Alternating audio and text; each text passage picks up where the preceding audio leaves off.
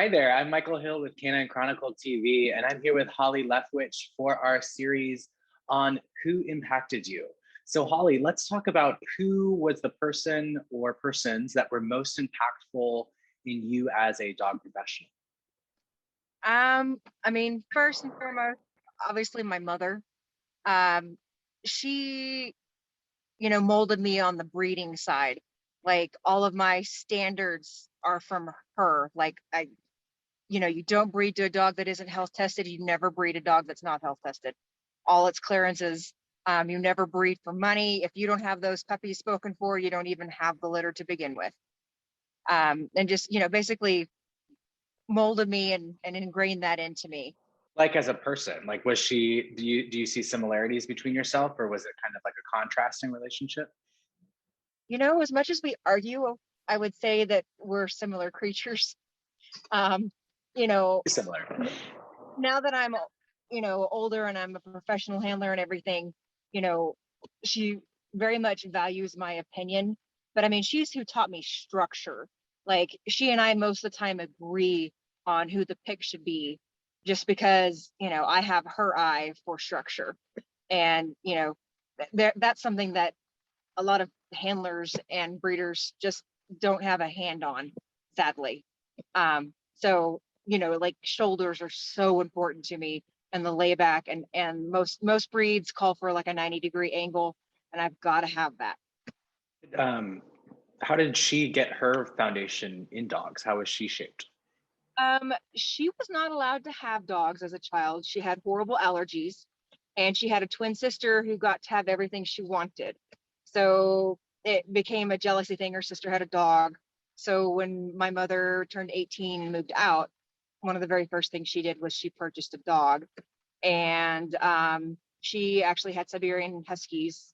That was her first choice. And, this was back in the 70s. So she actually, you know, pitched tents at dog shows and just traveled in her car with her little kid. And, that's how she got started. And she just educated herself. I don't really think that my mother necessarily had a mentor. I think she got very lucky that one of her first dogs was show quality. Because, I can tell you my first dog was not. Right. It, For it, eye for that too. yeah, she did. And she just built from there. And, we had a really dear friend who was also in the breed named Alice Watts. And at the end of her email, it always was signed breeding to the standard, not to fashion's whims. And that motto has always stuck with me. I'm like, you should always stick to what you want. I mean, yes, you can learn and you can grow, but having a core foundation and sticking to structure is just so important. And for those who haven't met your mother, what's her name? Oh, Michelle Badger of Badger Den Kennels. Somebody's mentor is their parent. I'm sure there is, a growth in that relationship where when you're younger, you want to be independent and, find your own way. Do you have any memories or stories of when that shift happens where you start to recognize your mother's mentorship as an impactful resource in your life? Uh, to be honest, when I stopped being a pig-headed teenager, I mean, we are all guilty of that. And I would say probably in my early 20s, I started to really understand everything she was trying to teach me and everything that I actually did learn from her, even though she probably thought at the time she was beating her head against a wall. But I did retain some of it. And and probably by my mid 20s, late 20s, we really started to click and jive on the breeding program.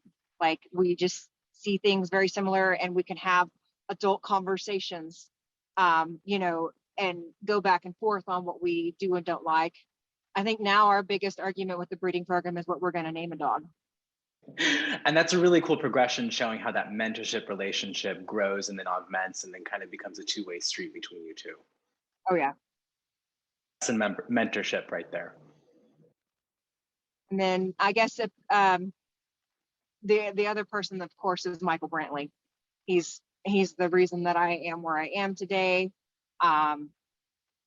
He's taught me so much about the business side.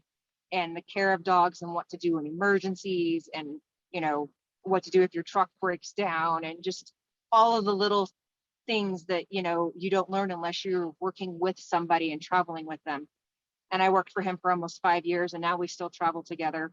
And he's like my best friend, but I have learned so much from him.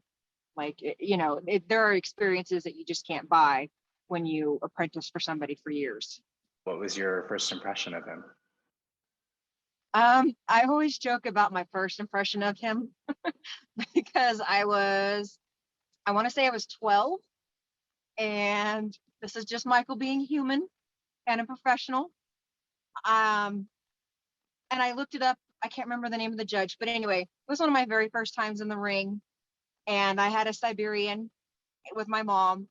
And this judge was amazing. She walked me through everything and helped me. My dog's collar was on backwards, and Michael had the other dog.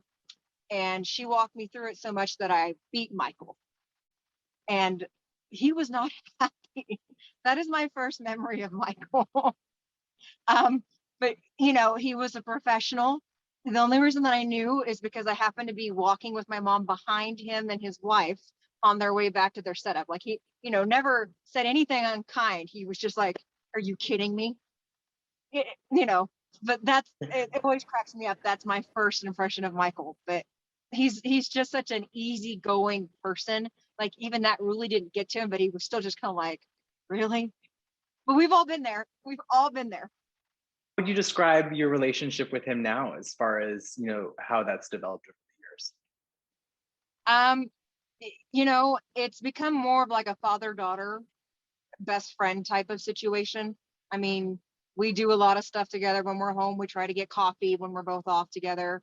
Um, you know, uh, I'm showing his dog. He blew both of his knees within 3 weeks of each other last year. So now I'm showing his Tibetan Mastiff, and he's just proud. Last weekend I put a best in show on his Tibetan Mastiff. It's the first one that he's ever bred to win a best in show, and he was crying. He's beet red crying, and of course that makes me cry, and it's like we're just family now. Qualities from both your mother and Michael that you try to emulate yourself, what would those be? Um, from both of them, and I know this is one of those things that comes with age, how calm they are when stuff hits the fan. I would love to be able to emulate that a little bit better. And as far as the business side of things, Michael handles clients so well. Like I get frustrated sometimes, and he just has no problem taking a step back and being more politically correct than I probably ever will. That's one of my shortcomings. I am well aware. Um, and then, with my mother, I want to be able to read pedigrees like she does. And it's not just my breed. She can study pedigrees. Like you could come to her with whatever breed and give her all the lineage, and she could study those pedigrees and figure out, what you need to do with your lines. Like she just gets that, you know. Holly, for joining us and sharing who impacted you and made you the professional that you are today in the sport of dogs. Thank you for having me. I feel honored.